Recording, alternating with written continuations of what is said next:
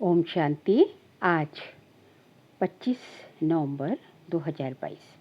आज की ईश्वरीवाणी की मुख्य पंक्तियां हैं। मीठे बच्चे, अवगुणों को निकाल, साफ दिल बनो, सच्चाई और पवित्रता का गुण धारण करो तो सेवा में सफलता मिलती रहेगी। अवगुणों को निकाल, साफ दिल बनो, सच्चाई और पवित्रता का गुण धारण करो तो सेवा में सफलता मिलती रहेगी। प्रश्न है, तुम ब्राह्मण बच्चों की कर्मातीत अवस्था कब और कैसे बनेगी? उत्तर है, जब लड़ाई का सामान पूरा तैयार हो जाएगा तब तुम सबकी कर्मातीत अवस्था नंबरवार बन जाएगी। अभी रेस चल रही है। कर्मातीत बनने के लिए पुरानी दुनिया से बुद्धि निकल जानी चाहिए। शिव बाबा जिनसे 21 जन्मों का वर्षा मिलता है, उनके सिवाय दूसरा कोई याद ना आए, पूरा पवित्र बनो। गीत है, मुखड़ा देख ले प्राणी अपने दिल दर्पण में। ओम शांति। जबकि बेहद का पाप बच्चों को मिला है और बच्चों ने पहचाना है, अब हर एक महसूस करते हैं कि हम कितना पाप आत्मा थे और कितना पुण्य आत्मा बन रहे हैं। जितना जितना श्रीमत पर चलेंगे उतना जरूर पाप को फॉलो करेंगे। बच्चों के आगे एक तो ये चित्र है और दिलवाड़ा मंदिर भी पूरा यादगार है।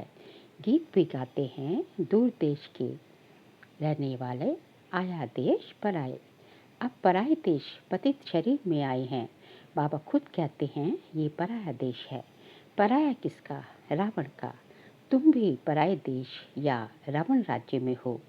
भारतवासी पहले राम राज्य में थे, इस समय पराए अर्थात रावण राज्य में हैं। शिव बाबा तो विचार सागर मंथन नहीं करते, ये ब्रह्मा विचार सागर मंथन कर समझाते हैं कि ये तो जैनी लोग हैं, उनका ये दिलवाड़ा मंदिर है। ये जो चैतन्य होकर गए हैं उनका ही जड़ यादगार है। आदिदेव आदि देवी भी बैठे हैं, ऊपर में स्वर्ग है। अब अगर जो उन्हों के भक्त हैं उन्हों को ज्ञान मिले तो अच्छी तरह समझ सकते हैं कि बरोबर नीचे राजयोग की शिक्षा ले रहे हैं। ऊपर में भी प्रवृत्ति मार्ग, नीचे में भी प्रवृत्ति मार्ग। कुमारी कन्या अधर कन्या का चित्र भी है। अधर कुमार और कुमार भी हैं। तो मंदिर में आदिदेव ब्रह्मा भी बैठा है तो बच्चे भी बैठे हैं। अब तुम समझ गए हो कि ब्रह्मा सरस्वती ही राधे कृष्ण बनते हैं। ब्रह्मा की आत्मा का बहुत जन्मों के अंत का जन्म है। ये बाप और बच्चों का यादगार है। ऐसे तो नहीं 1000 लाख चित्र रखेंगे। मॉडल में थोड़े चित्र रखे जाते हैं। ये है जड़ और हमारा है चैतन्य। जिन्होंने कल पहले भारत को स्वर्ग बनाया है उन्हों का यादगार है। जगदम्बा जगत पिता और उनके बच्चे हैं। मेजॉरिटी माताओं की होने के कारण बी के नाम लिख दिया है। मंदिर में भी कुमारी कन्या और अधर देवी है। अंदर जाएंगे तो हाथियों पर मेल्स के चित्र हैं। ये सब बातें तुम बच्चे ही समझ सकते हो। तुम अभी साफ दिल बनते हो, आत्मा से अवगुण निकाल रहे हो। तुम्हारी मम्मा किसको समझाती थी तो उनको तीर लग जाता था। उनमें सच्चाई पवित्रता थी भी कुमारी। मामा का नाम पहले आता है, पहले लक्ष्मी फिर नारायण। अब बाबा कहते हैं मम्मा जैसे गुण धारण करो, अवगुणों को निकालते जाओ। नहीं निकालेंगे तो पद भ्रष्ट हो जाएंगे। सपूत बच्चों का काम है हर एक बात समझना। पहले तुम बेसमझ थे, अब बाबा समझदार बनाते हैं। अज्ञान में बच्चे खराब होते हैं तो बाप का नाम बदनाम करते हैं। ये तो बेहद का बाप है। ब्रह्मा कुमार कुमारियाँ कहलाकर फिर ईश्वर बाप का नाम बदनाम करेंगे तो उनका क्या हाल होगा? ऐसा काम क्यों करना चाहिए जो पद भी भ्रष्ट हो और बहुतों को नुकसान भी हो? तो बाबा ने समझाया है, दूर देश से आते हैं पराए देश में, फिर रावण राज्य द्वापर से शुरू होता है, भक्ति भी द्वापर से शुरू होती है। इस समय सबकी तमो प्रधान जर्जरीभूत अवस्था है। ये बेहद का पुराना झाड़ है। बेहद का ज्ञान कोई दे न सके, बेहद का संन्यास कोई करा न सके। वह हद का संन्यास कराते हैं। बेहद का बाप बेहद की पुरानी दुनिया का संन्यास कराते हैं। आत्माओं को समझाते हैं, हे बच्चे, ये पुरानी दुनिया है। तुम्हारे अब 84 जन्म पूरे हुए हैं। महाभारत लड़ाई सामने खड़ी है। विनाश अवश्य होना ही है। इसलिए बेहद के पिता और उनके वर्षे को याद करो। हे आत्माएं, सुनती हो? हम आत्मा हैं। परमात्मा बाप हमको पढ़ाते हैं। जब तक ये पक्का निश्चय नहीं, गोया कुछ भी नहीं समझेंगे। पहले ये निश्चय करें कि हम आत्मा अविनाशी हैं। हम अशरीरी आत्मा शरीर में आकर प्रवेश करती हैं, नहीं तो आदमशुमारी वृद्धि को कैसे पाए।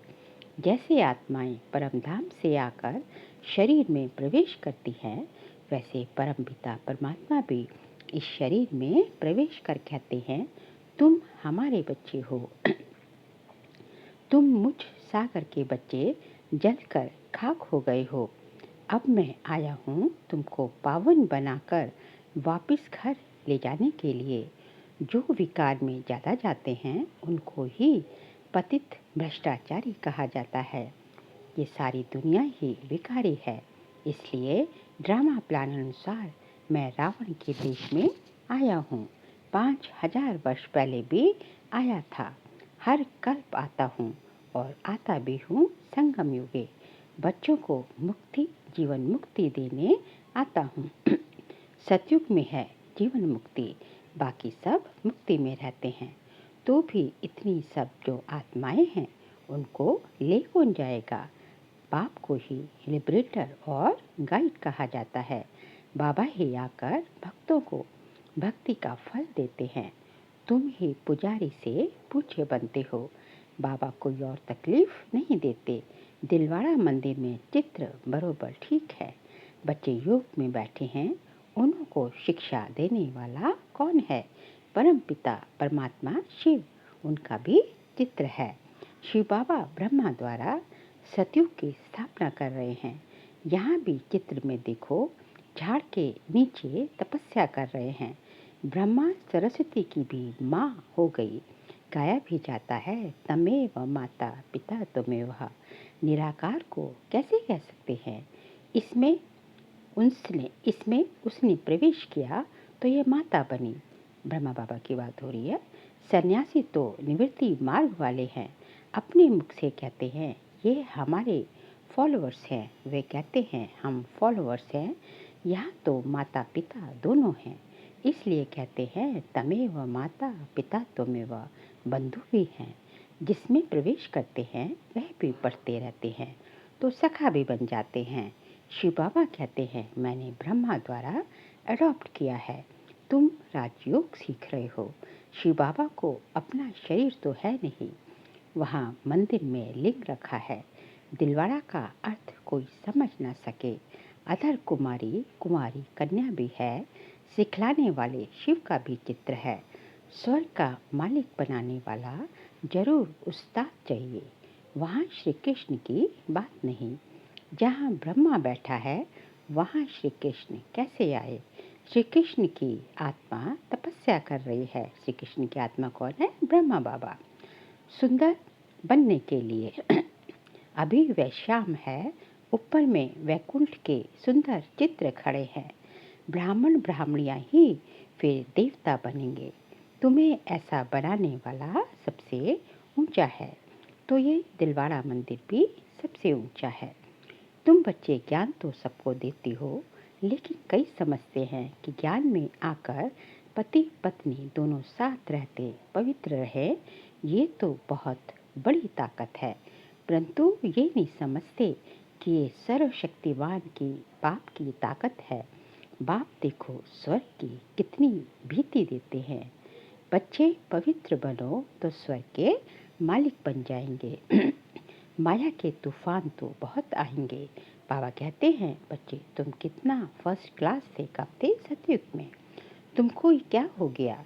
बाबा झट बताएंगे। इस समय ब्राह्मणों की माला में नंबरवार कौन कौन है, परंतु सब कायम नहीं रहेंगे। कमाई में दशाएं बैठती है ना, किसको राहु की दशा बैठती है तो फिर छोड़ चले जाते हैं पुरानी दुनिया में। कहते हैं हमसे मेहनत नहीं होती है, बाबा को याद नहीं कर सकते। नहीं कहने से नास्तिक बन जाते हैं। दशाएं फिरती रहती हैं, माया के तूफान आने से ढीले हो जाते हैं। अगर भागंती हो गया तो समझेंगे शाम बन गया। यहाँ आते हैं सुंदर बनने। तुम ब्राह्मण कुल वाले शाम से सुंदर बन रहे हो। यहाँ बहुत जबरदस्त कमाई है। बच्चे जानते हैं मम्मा बाबा लक्ष्मी नारायण बनेंगे। बच्चे कहते हैं बाबा हम भी आप जैसा पुरुषार्थ कर जरूर तख्त नशीन बनेंगे, वारिस बनेंगे। परंतु फिर भी ग्रहचारी बैठ जाती है। चलन भी अच्छी चाहिए। तुम्हारा धंधा है घर घर में संदेश पहुंचाना कि शिव बाबा को याद करो तो विकर्म विनाश होंगे।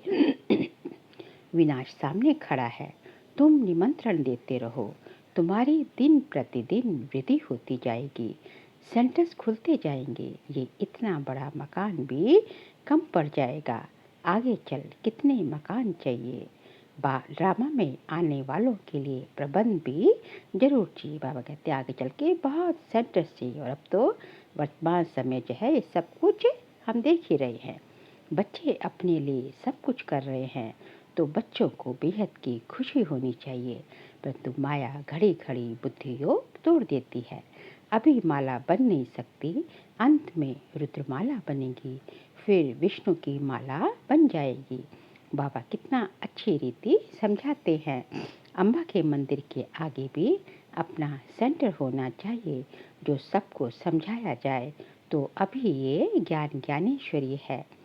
यहाँ भी वहाँ भी भीड़ मच जाएगी। तुम सिर्फ काम करो, पैसे छम छम कर आ जाएंगे। ड्रामा में पहले से लुका हुआ है। तुम 10 सेंटर खोलो, बाबा ग्राहक दे देंगे। परंतु सेंटर ही नहीं खोल सकते। कलकत्ते जैसे शहर में तो बहुत सेंटर खुलने चाहिए। हिम्मते बच्चे मदते बाप किसको भी टच कर देंगे। काम तुमको करना है। बहुरूपी के बच्चे तुम बहुरूप धारण कर ये सर्विस कर सकते हो। कहाँ भी जाकर बहुतों का कल्याण कर सकते हो। जैनियों की भी सर्विस करनी है। बहुत अच्छे बड़े बड़े जैनी हैं, परंतु बच्चों की इतनी विशाल बुद्धि नहीं जो सर्विस करे। कुछ देह अभिमान रहता है। अच्छा मीठे मीठे सिखल दे बच्चों प्रति माता पिता बाप दादा का याद प्यार और गुड मॉर्निंग। रूहानी बाप की रूहानी बच्चों को नमस्ते। हम रूहानी बच्चों की रूहानी बाप दादा को नमस्ते नमस्ते नमस्ते। सार के लिए पॉइंट्स है। पाप का बनकर माया के वश नहीं होना है। कर्मातीत बनने का पुरुषार्थ करना है। बाबा को भूल नास्तिक नहीं बनना है। बुद्धि से बेहद का संन्यास करना है। बेहद खुशी में रहकर विशाल बुद्धि बन सेवा करनी है। आज का बाबा का वरदान है, दिल की समीपता द्वारा सहयोग का अधिकार प्राप्त कर उमंग उत्साह में उड़ने वाले तीव्र पुरुषार्थी भव। दिल की समीपता द्वारा सहयोग का अधिकार प्राप्त कर उमंग उत्साह में उड़ने वाले तीव्र पुरुषार्थी भव। जो बच्चे दूर बैठे भी सदा बाप के दिल के समीप हैं, उन्हें सहयोग का अधिकार प्राप्त है और अंत तक सहयोग मिलता रहेगा। इसलिए इस अधिकार की स्मृति से कभी भी ना तो कमजोर बनना और ना दिल शिकस्त बनना, ना पुरुषार्थ में साधारण पुरुषार्थी बनना। बाप कंबाइन है, इसलिए सदा उमंग उत्साह से तीव्र पुरुषार्थी बन आगे बढ़ते रहना। कमजोरी व दिल शिकस्त बन बाप के हवाले कर दो। कमजोरी व दिल शिकस्त बन बाप के हवाले कर दो। अपने पास सिर्फ उमंग उत्साह रखो। स्लोगन है, श्रीमत के कदम पर कदम रखते चलो तो संपूर्णता की मंजिल समीप आ जाएगी। श्रीमत के कदम पर कदम रखते चलो तो संपूर्णता की मंजिल समीप आ जाएगी। बाबा कहते हैं संपूर्णता की मंजिल को समीप लाने का एकमात्र साधन है कि यह श्रीमत के बाबा की श्रीमत के कदम पे कदम रखते चलो। ब्रह्मा बाबा के कदम पे कदम रखते चलो। आपके सामने तो ब्रह्मा बाबा का चरित्र है, तो जो है जीता जागता जो है साकार आपका सामने जो है ब्रह्मा बाबा का सैंपल है, एग्जाम्पल है। तो जो है बस हमें तो जो है उन्होंने करके दिखाया, तो हमें तो बस जो है उनकी कदम पे कदम रखना है। अब आगे जो है मातोश्री जी के अनमोल महावाक्य हैं। सतोगुणी, रजोगुणी, तमोगुणी, ये 3 शब्द कहते हैं। इसको यथार्थ समझना जरूरी है। मनुष्य समझते हैं ये तीनों गुण इकट्ठे चलते रहते हैं, परंतु विवेक क्या कहता, क्या ये तीनों गुण इकट्ठे चले आते हैं? वह तीनों गुणों का पाठ अलग अलग युग में होता है। विवेक तो ऐसे ही कहता है कि ये तीनों गुण इकट्ठे नहीं चलते।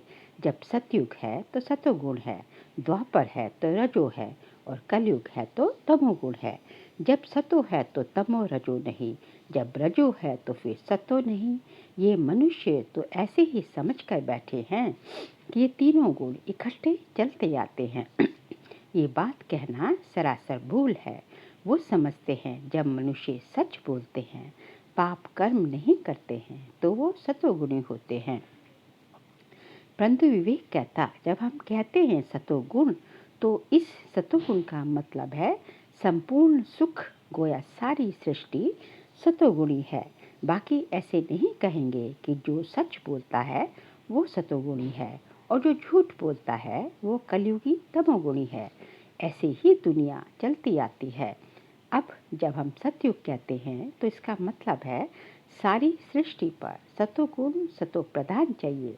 हाँ, कोई समय ऐसा सतयुग था जहाँ सारा संसार सतोगुणी था। अब वह सतयुग नहीं है। अभी तो है कलयुगी दुनिया, गोया सारी सृष्टि पर तमो प्रधानता का राज्य है। इस तमोगुणी समय पर फिर सतोगुण कहाँ से आया? अब है घोर अंधियारा, जिसको ब्रह्मा की रात कहते हैं। ब्रह्मा का दिन है सतयुग और ब्रह्मा की रात है कलयुग, तो हम दोनों को मिला नहीं सकते। सेकंड पॉइंट है, इस कलयुगी संसार को असार संसार क्यों कहते हैं? क्योंकि इस दुनिया में कोई सार नहीं, माना कोई भी वस्तु में वो ताकत नहीं रही, अर्थात सुख शांति पवित्रता नहीं है जो इस सृष्टि पर कोई समय सुख शांति पवित्रता थी।